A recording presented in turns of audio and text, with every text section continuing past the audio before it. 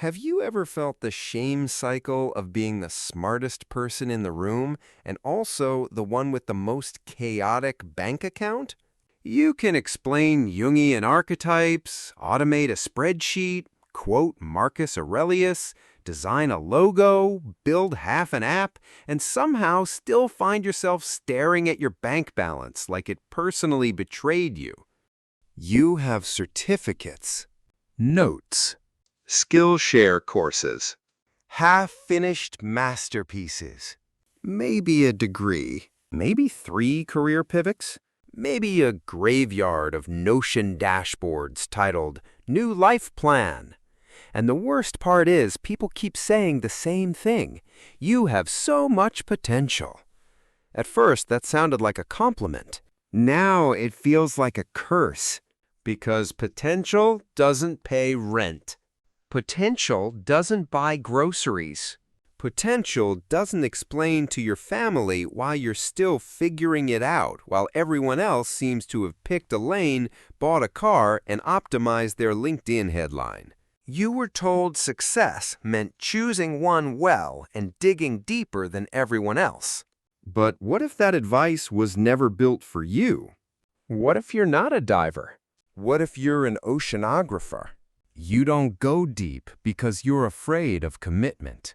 You go wide because you're tracking the whole ecosystem.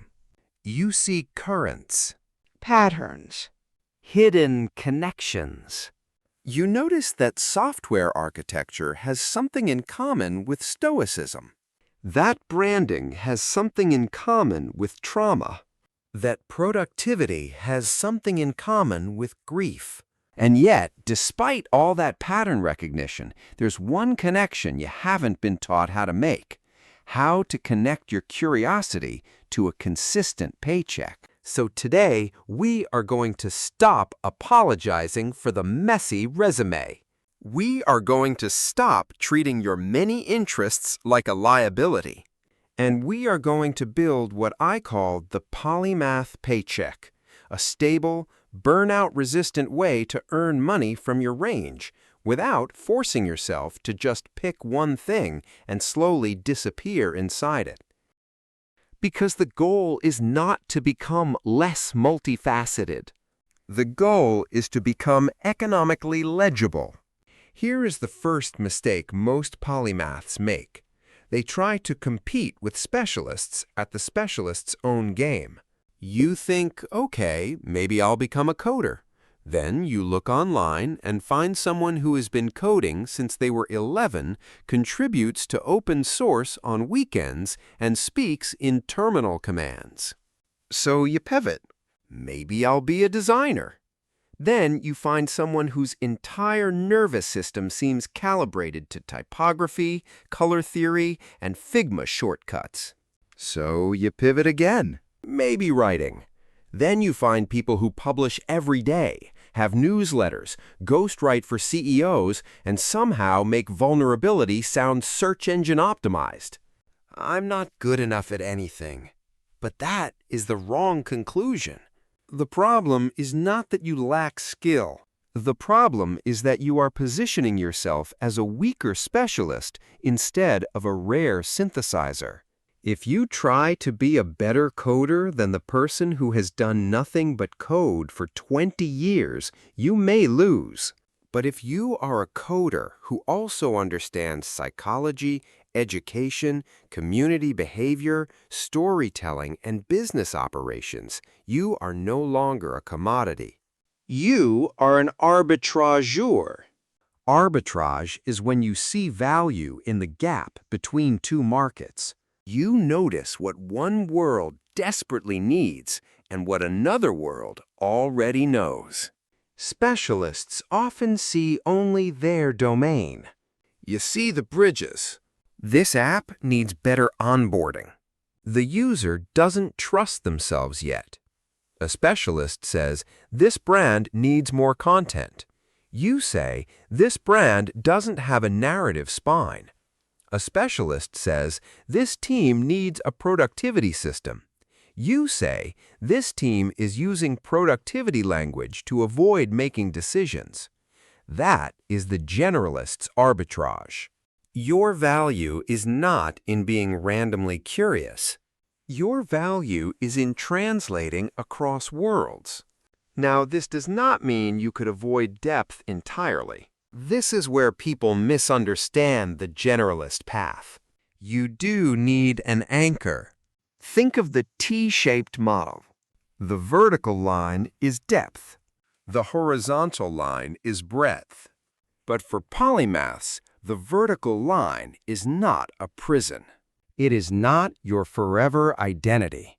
It is not a tombstone that says, "Here lies the person who chose email marketing and died inside." It is an anchor. An anchor gives the market something to understand. It tells people where to place you. I help therapists improve their websites. I build automation systems for creative teams. I write brand strategy for climate startups. I design learning experiences for neurodivergent adults. The anchor is not the whole ocean. It is just where your ship stops long enough for people to pay you. This is why the most successful polymathic people rarely have one simple job. They have an ecosystem. Think of people like Naval Ravikant, who became known not just as an investor, but as a thinker, curator, philosopher, operator, and communicator. His value is not just that he knows one thing. It is that he compresses ideas from many domains into language people can use. Or look at independent creators, consultants, educators, and founders. Many of them are not surviving because they picked one perfect niche forever. They are surviving because they built a portfolio around their mind. You are not building a career ladder. You are building a career ecosystem. A ladder requires every step to be above the last one. It punishes detours. It makes your resume look like a confession. An ecosystem is different. In an ecosystem, different parts feed each other. Your job funds your experiments. Your experiments create insights. Your insights become content. Your content attracts collaborators. Your collaborators reveal problems.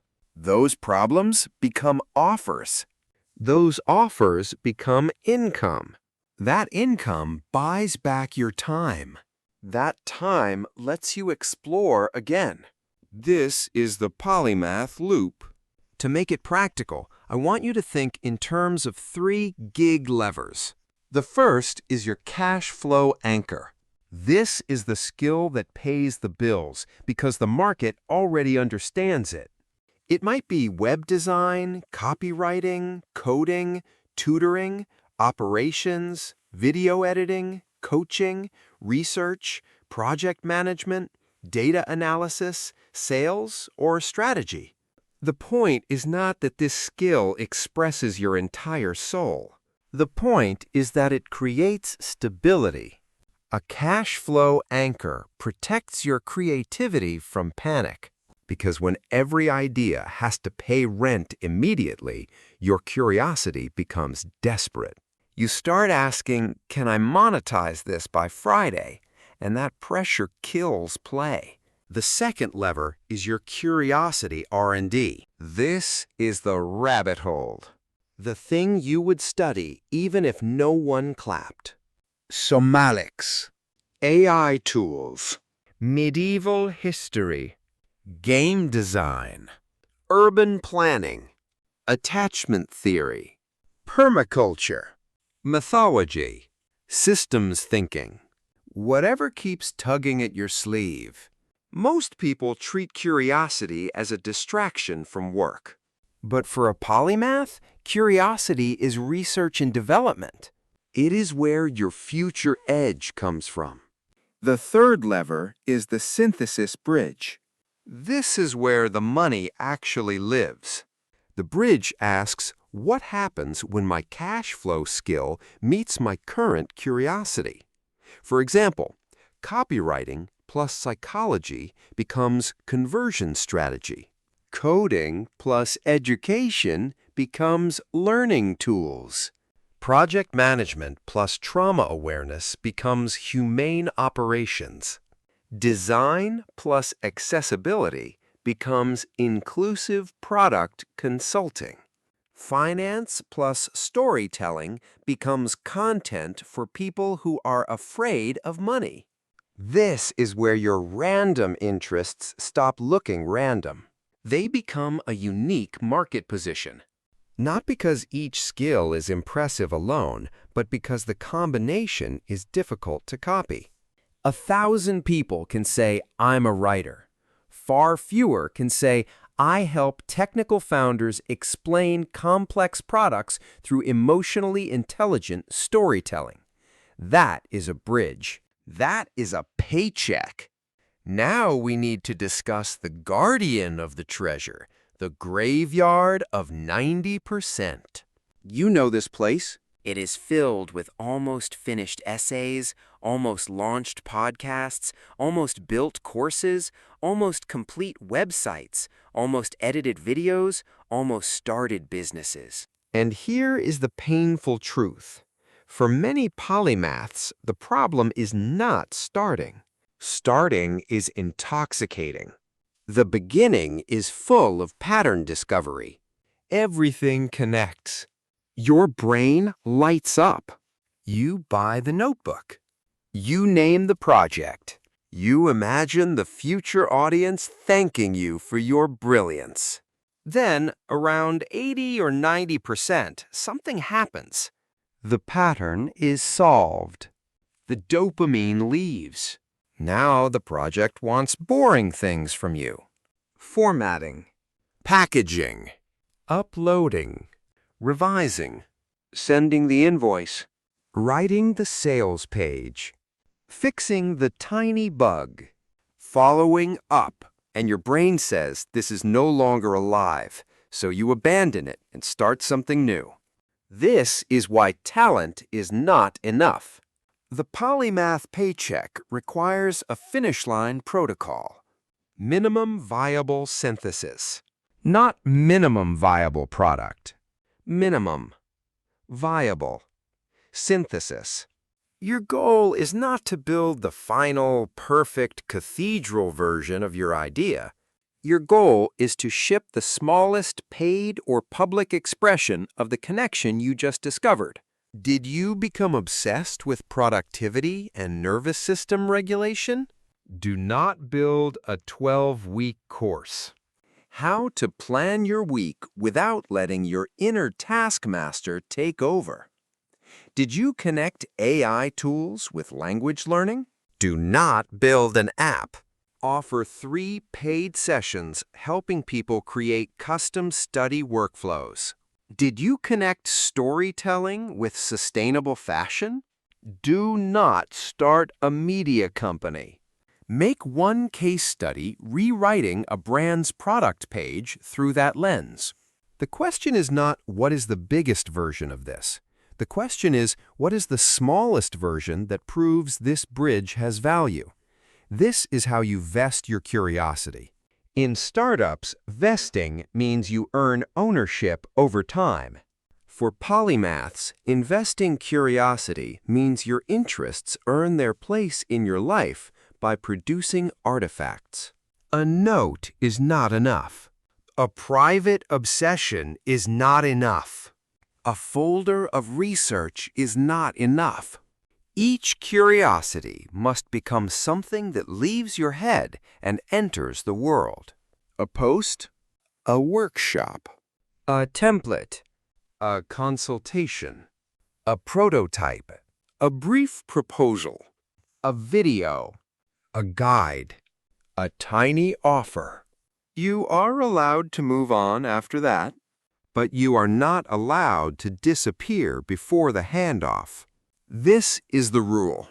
Before you abandon a rabbit hole, extract one bridge from it. That bridge may not make money immediately. That is okay. But over time, these bridges compound. They become your body of work. Your proof of range. Your intellectual real estate. And eventually, someone will not hire you despite your strange combination of interests. They will hire you because of it. So no, you are not broken because you have range. You are not lazy because you get bored after solving the pattern. You are not unemployable because your resume looks like a map drawn by lightning. You are not too much. You are understructured. And structure can be built. Your polymath mind does not need a cage. It needs an economic architecture, a cash flow anchor to stabilize you, a curiosity R&D engine to keep you alive, and a synthesis bridge to turn your strange intersections into value other people can recognize, trust, and pay for. The world will keep telling you to pick one thing because that is easier to explain. But your job is not to become easy to explain. Your job is to become impossible to replace. So here is what I want you to do. In the comments, write your messy resume.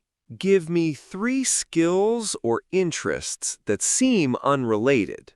For example, Excel, mythology, and fitness. Or photography, grief work, and operations. Or coding, music theory, and climate anxiety. Drop them below, and I'll help you look for the synthesis bridge.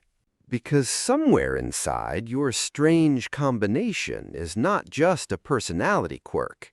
It might be your next offer. It might be your next body of work. It might be the beginning of your Polymath Paycheck. And if you're ready to stop being haunted by your potential and start being rewarded for your range, subscribe. We are not digging one well anymore. We are mapping the ocean